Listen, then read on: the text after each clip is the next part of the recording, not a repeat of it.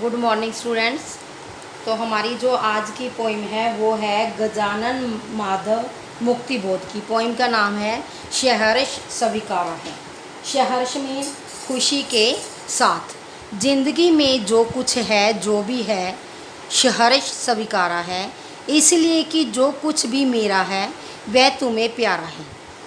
गर्बीली गरीबी है ये गंभीर अनुभव सब, यह विचार वैभव सब, दृढ़ता यह भीतर की सरिता यह अभिनव सब मौलिक है, इसलिए कि पल पल में जो कुछ भी है जागृत है, अपलक है, संवेदन तुम्हारा है।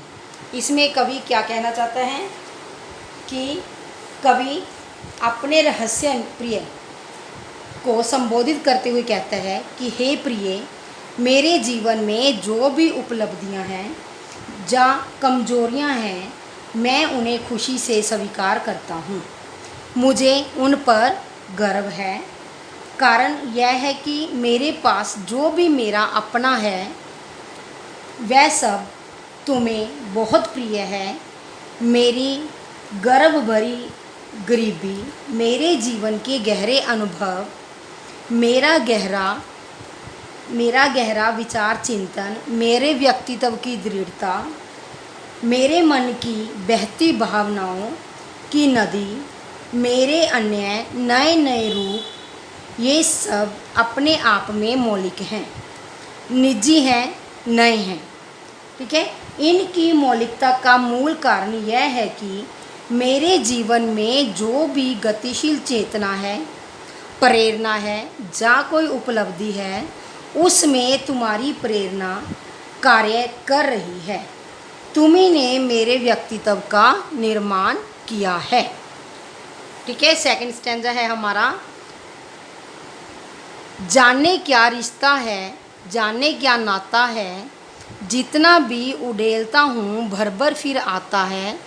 दिल में क्या झरना है, मीठे पानी का सोता है, भीतर वह ऊपर तुम, मुस्काता चांद ज्यों धरती पर, रात भर मुझ पर त्यों तुम्हारा ही खिलता वह चेहरा है।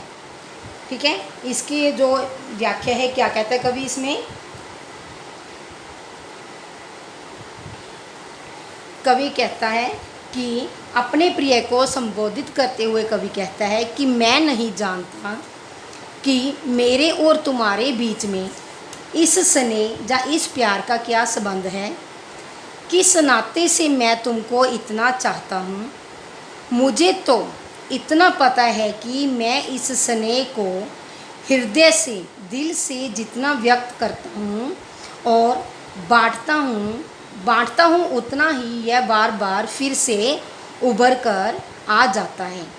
मेरे हृदय में प्रेम का कोई झरना मालूम होता है। सोता मीन झरना, जिसमें लगातार स्नेह की वर्षा होती रहती है, अथवा हृदय में प्रेम की कोई मीठा स्रोत है जिसमें निरंतर स्नेह जल छलकता रहता है। मेरे हृदय के भीतर तुम्हारा प्रेम है और प्रेम पूर्ति हृदय के ऊपर तुम विराजमान हो। तुम्हारा यह खिलता हुआ मुख मेरे हृदय में सदा इस प्रकार रहता है जिस प्रकार पूर्णिमा का चंद्रमा रात भर आकाश में अपनी चांदनी बिखेरता रहता है। ये सेकंड स्टैंजा। अगला है, सचमुच मुझे दंड दो कि भूलूं मैं तुम्हें भूल जाने की, दक्षिण ध्रुवी अंधकार अमावस्या शरीर पर चेहरे पर अंतर में पालूं मैं, झेलूं मैं उसी में नहालूं मैं। ठीक। तो पहले कवि क्या कहता है कि कवि अपने प्रिय से प्रार्थना करता है कि वह उसे भूल जाना चाहता है। हालांकि उसे भूलना कवि के लिए क्या है, बहुत बड़ा दंड है, फिर भी वह इस दंड को झेलना चाहता है। कवि कहता है कि उसका जीवन अपने प्रिय के वियोग के कारण दक्षिणी ध्रुव जैसे अनंत अंधेरे में डूब जाए। वियोग की गहरी अमावस उसके चेहरे पर, शरीर पर, हृदय में छा जाए। वो कहते हैं वह उस वियोग वेदना को भरपूर झेले और उसमें नहा ले, कारण कि उसका जो वर्तमान है जीवन अपने प्रिय में पूरी तरह से घिरा हुआ है। आगे है, इसलिए कि तुमसे ही परिवेष्ट आच्छादित रहने का रमणीय यह उजेला अब सदा नहीं जाता है, नहीं सहा जाता है। ममता के बादल की मंडराती कोमलता भीतर पिराती है, कमज़ोर और असक्षम अब हो गई है आत्मा यह, छटपटाती छाती को भवितव्य डराती है, बहलाती है सहलाती है, आत्मीयता बर्दाश्त नहीं होती है। तो क्या कहते हैं कवि, प्रिय ने वो कहता है यद्यपि प्रिय में के स्नेह का लगातार उजाला बहुत मनोरम है, बहुत प्यारा है, परंतु यह उजाला अब उसके लिए असहनीय हो गया है। उसके मन में सदा प्रिय की ममता बादलों की भांति मंडराती रहती है।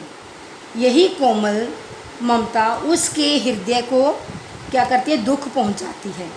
इस कारण उसकी आत्मा क्या है, बहुत कमज़ोर और असक्षम, उसकी आत्मा बहुत कमज़ोर असक्षम हो गई है। उसे भविष्य की आकांक्षाएं डराने लगी हैं। प्रिय के अभाव में वह कैसे जिएगा, यह डर उसकी छाती में छटपटाहट पैदा करता है। इसलिए अब उसे अपने प्रिय का बहलाना सहलाना और रह रहकर अपनापन जतलाना सहन नहीं होता है। वो वह क्या है, अब आत्मनिर्भर बनना चाहता है। उसके लिए स्नेहांचल के बिना भी अपने पांव पर खड़ा होना चाहता है। तो एक बार ये इतने आप पोएम को अच्छी तरह से समझ लीजिए और बाकी हम बाद में करेंगे।